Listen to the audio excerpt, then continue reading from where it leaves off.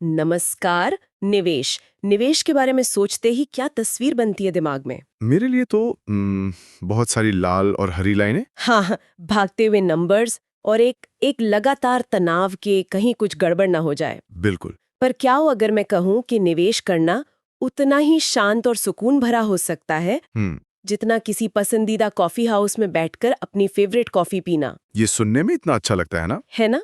क्योंकि ये उस पूरी इंडस्ट्री के सोच के बिल्कुल खिलाफ है। सही बात है। वो इंडस्ट्री जो हमें यकीन दिलाती है कि निवेश एक बहुत ही जटिल हाई एक्शन वाला काम है। और आज हम इसी सोच की गहराइयों में उतरने वाले हैं। हाँ।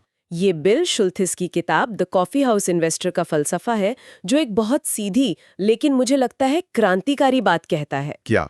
स्मार्ट निवेश करने से बेहतर है सरल निवेश करना।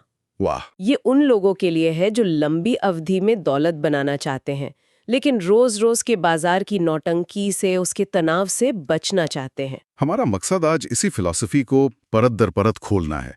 ये क्या है, ये कैसे काम करती है और इसके पीछे की साइकोलॉजी क्या है जो इसे इतना असरदार बनाती है। चलिए शुरू करते हैं। हाँ। तो सबसे पहला सवाल तो यही है कि ये आइडिया आया कहाँ से। बिल शुल्थिस है कौन, और एक वॉल स्ट्रीट ब्रोकर जो खुद उस सिस्टम का हिस्सा था, उसने इतनी सरल रणनीति क्यों बनाई? देखिए, ये कहानी ही इस पूरी फिलॉसफी की जान है। बिल शुल्थिस कोई बाहरी आलोचक नहीं थे। अच्छा। वो सिस्टम के अंदर के आदमी थे। एक ब्रोकर के तौर पर उनका काम था अपने ग्राहकों को कॉम्प्लेक्स, अक्सर महंगे और जोखिम भरे प्रोडक्ट्स बेचना। मतलब वो उसी खेल का हिस्सा थे। बिल्कुल। जिसके नियम वो बाद में तोड़ने वाले थे। तो वो खुद उस समस्या का हिस्सा थे जिसका वो समाधान लेकर आए। Very interesting. हाँ, तो फिर वो कौन सा मोड़ था जहां उन्हें लगा कि ये सब गलत है? वो मोड़ था 1987 का मशहूर मार्केट क्रैश। Black Monday. हाँ, ब्लैक मंडे। उस एक दिन ने उनकी पूरी सोच को हिला के रख दिया। उन्होंने अपनी आंखों से दो बहुत कड़वी सच्चाइयां देखी। क्या थी वो?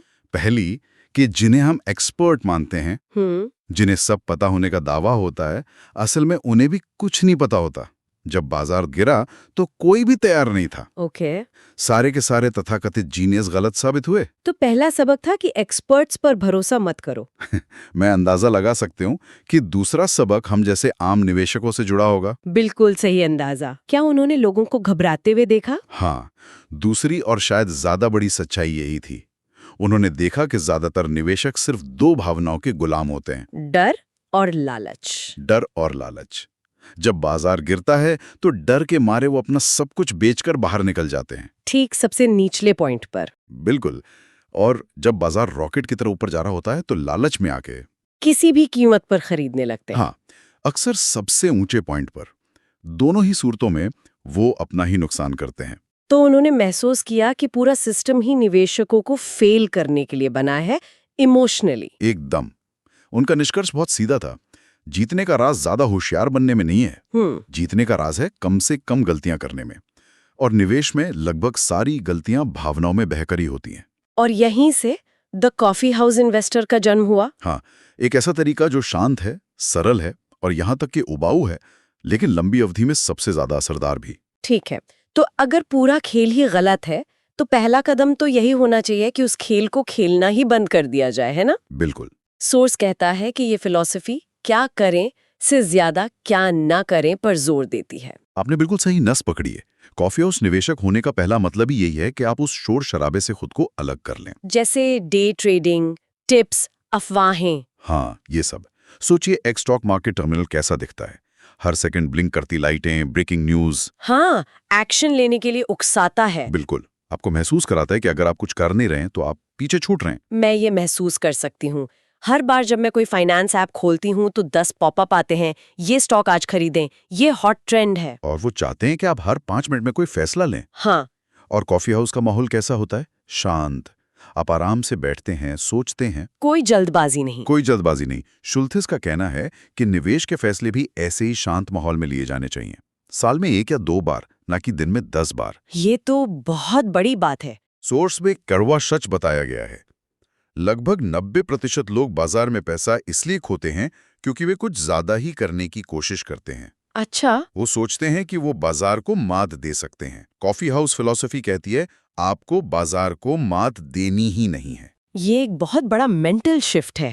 तो अगर हम ये सब शोर शराबा, टिप्स और हॉट स्टॉक्स को नजरअंदाज कर रहे हैं तो एक खालीपन सा आ जाता है। पैसा जाता कहाँ है? यहीं पर इंडेक्स फंड इन्वेस्टिंग का जिक्र है, जो सुनने में थोड़ा बोरिंग लगता है। और बोरिंग होना ही इसकी सबसे बड़ी ताकत है।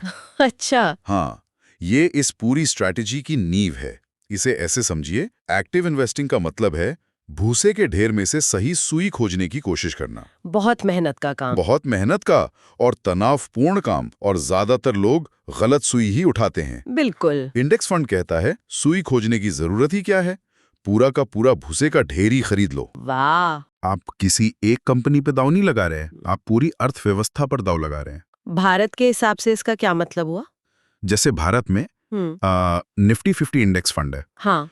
उसे खरीदने का मतलब है कि आप देश की जो टॉप 50 सबसे बड़ी और सबसे मजबूत कंपनियां हैं, अच्छा। उन सब में एक साथ एक ही बार में थोड़ा थोड़ा निवेश कर रहे हैं। अच्छा। आपका पैसा किसी एक कंपनी पर निर्भर नहीं है। तो आप बाजार को हराने की कोशिश नहीं कर रहे, आप खुद बाजार बन रहे हैं। Perfect. Don't try to beat the market, be the market. इसके फायदे साफ हैं। जैसे? पहला, लागत बहुत कम होती है। दूसरा, आपका जोखिम फैला हुआ है, जिसे डाइवर्सिफिकेशन कहते हैं। और तीसरा, आपको मन की शांति मिलती है। ओके, ये समझ में आता है। लेकिन अब मैं उस पॉइंट पर आती हूँ जिसने मुझे सबसे ज्यादा चौंकाया। सोर्स में एक लाइन है, रिटर्न से ज्यादा जरूरी है एसेट एलोकेशन। ये कैसे हो सकता है? हर कोई तो रिटर्न के पीछे ही भाग रहा है। ये इस फिलॉसफी का सबसे गहरा मनोवैज्ञानिक सच है। ये जोखिम को मैनेज करने के बारे में है, खासकर आपके अपनी इमोशंस के जोखिम को। अच्छा। एसेट एलोकेशन का मतलब है ये तय करना कि आपका कितना पैसा कहाँ लगा है, मोटे तौर पर स्टॉक्स, बॉन्ड्स और कैश। और सोर्स में उम्र के हिसाब से इसका एक सरल नियम भी दिया है। हाँ, वो एक अच्छा शुरुआती पॉइंट है। जैसे एक 25 साल का युवा निवेशक जो ज्यादा जोखिम ले सकता है, हाँ, वो शायद 80% स्टॉक्स और 20% बॉन्ड्स में रखें। वहीं एक 65 साल का रिटायर्ड व्यक्ति, वो इसका उल्टा करेगा, शायद 70% सुरक्षित बॉन्ड्स में। बिल्कुल। लेकिन इसका असली फायदा क्या है? सिर्फ सुरक्षा? इसका असली फायदा मनोवैज्ञानिक है। ये आपका फाइनेंशियल सीट बेल्ट है। सोचिए 2020 में जब कोविड की वजह से मार्केट 40% गिरा था। हाँ, मुझे याद है। जिस निवेशक का 100% पैसा स्टॉक्स में था, वो घबरा गया। उसे लगा उसकी सारी जिंदगी की कमाई डूब गई। और उसने डर के मारे सब कुछ बेच दिया, ठीक सबसे निचले पॉइंट पर। जबकि वो निवेशक जिसका 70% स्टॉक्स और 30% बॉन्ड्स में था, उसका पोर्टफोलियो शायद सिर्फ 25-30% ही गिरा। अच्छा। उसके बॉन्ड्स ने उसे सहारा दिया, इस वजह से वो घबराया नहीं और बाजार में टिका रहा। वाह। तो आप कह रहे हैं कि मेरा पैसा कितना कमाएगा, इससे ज्यादा जरूरी ये है कि मैं बाजार के गिरने पर डरूं नहीं। बिल्कुल। एसेट एलोकेशन आपको सबसे बड़ी गलतियां करने से बचाता है। ये तो बहुत बड़ा मेंटल शिफ्ट है। और इसी से जुड़ा है रीबैलेंसिंग का कॉन्सेप्ट।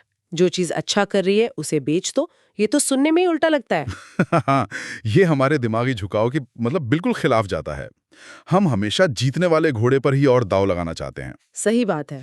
लेकिन रीबैलेंसिंग अनुशासन का सबसे बड़ा इम्तिहान है।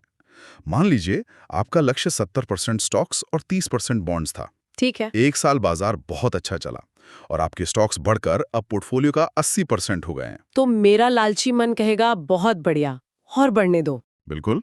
लेकिन कॉफी हाउस इन्वेस्टर का डिसिप्लिन मन कहेगा, नहीं, मेरा लक्ष्य 70% था। तो वो साल में सिर्फ एक बार अपने पोर्टफोलियो को देखेगा और बढ़े हुए स्टॉक्स का 10% बेचकर उसे बॉन्ड्स में डाल देगा, ताकि संतुलन वापस 70-30 पर आ जाए। हाँ। मतलब जो महंगा हो गया है उसे बेचो और जो उसकी तुलना में सस्ता है उसे खरीदो। एग्जैक्टली। ये बिना किसी भावना के ऑटोमेटिक तरीके से सस्ता खरीदो, महंगा बेचो के नियम को लागू करता है। ये तो कमाल का सिस्टम है। जब स्टॉक्स महंगे हो रहे हैं, आप अपने आप मुनाफा बुक कर रहे हैं, और अगर बाजार गिरता है तो आप बॉन्ड्स बेचकर सस्ते में स्टॉक्स खरीदेंगे। ये आपके लालच और डर को पूरी तरह से आपसे छीन लेता है। बिल्कुल। अब मुझे ये साफ दिख रहा है कि ये कोई गणित या फाइनेंस की स्ट्रैटेजी नहीं है, ये एक साइकोलॉजी की स्ट्रैटेजी है। हाँ। सोर्स में जो लाइन है, सबसे बड़ा दुश्मन बाजार नहीं बल्कि आप खुद हैं, वो अब पूरी तरह से समझ में आ रही है। बिल्कुल। बिल शुल्त्ज ने वॉल स्ट्रीट में यही तो देखा था। लोग बेहतरीन फाइनेंशियल प्लान बनाते थे, लेकिन जैसे ही बाजार में थोड़ी हलचल होती थी, वो अपने प्लान को खिड़की से बाहर फेंक देते थे और अपनी भावनाओं के हिसाब से काम करने लगते थे। हाँ, कॉफी हाउस फिलॉसफी का 80% हिस्सा सिर्फ आपके माइंडसेट को कंट्रोल करने के बारे में है। और वो दो भावनाएं, जैसा हमने पहले बात की, डर और लालच। निवेश की दुनिया में सारी गलतियां इन्हीं दो से जन्म लेती हैं। जैसे वो क्रिप्टो का क्रेज कुछ साल पहले। शुद्ध लालच।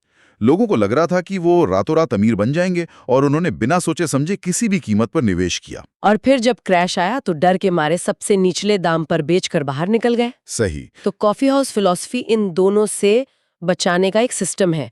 शांत रहो, अपनी योजना पर टिके रहो। हाँ, और ये समझो कि बाजार में उतार चढ़ाव आना उसकी फितरत है, वो कोई आपातकाल नहीं है। वो तो डिस्काउंट पर खरीदने का मौका है। बिल्कुल। जब आपकी पसंदीदा दुकान पर 30% की सेल लगती है तो आप खुश होते हैं, है ना? हाँ। स्टॉक मार्केट के साथ भी यही रवैया अपनाना है। और अंत में धन बनाने का जो असली फॉर्मूला बताया गया है वो इतना सरल है कि यकीन नहीं होता। क्या है वो? समय प्लस निरंतरता, टाइम प्लस कंसिस्टेंसी। मतलब ये मार्केट टाइमिंग के बारे में है ही नहीं, ये टाइम इन द मार्केट के बारे में है। ये शायद इस पूरी चर्चा का सबसे जरूरी सबक है। कोई भी बाजार के उतार चढ़ाव का सही अंदाजा नहीं लगा सकता, कोई नहीं। तो कोशिश भी मत करो। कोशिश भी मत करो। असली जादू कंपाउंडिंग से होता है, और कंपाउंडिंग को अपना काम करने के लिए समय चाहिए, दशकों का समय। धैर्य का खेल है, तेजी का नहीं। बिल्कुल। तो आज जो हमने समझा वो ये है कि कॉफी हाउस इन्वेस्टर की सोच पारंपरिक ज्ञान को पूरी तरह से पलट देती है।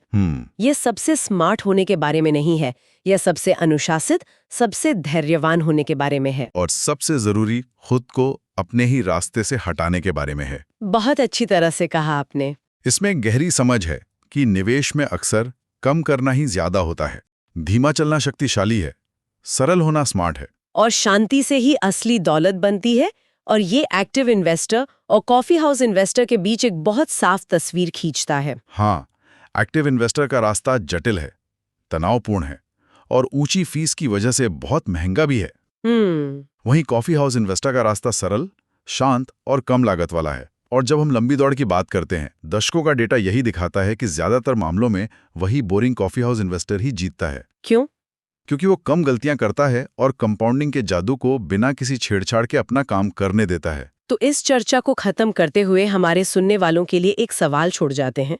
अगर ये सरल, शांत और कम लागत वाला तरीका इतना ज्यादा प्रभावी है और दशकों के डेटा से ये बार-बार साबित भी हो चुका है, तो फिर क्यों पूरी की पूरी $multi-billion की वित्तीय इंडस्ट्री हमें ठीक इसका उल्टा करने के लिए प्रेरित करती है? सोचने वाली बात है। क्यों हमें जटिलता, एक्शन और एक्टिव ट्रेडिंग की तरफ धकेला जाता है? ये पैसे, नियंत्रण और हमारी अपनी होशियारी साबित करने की गहरी इच्छा के बारे में क्या बताता है?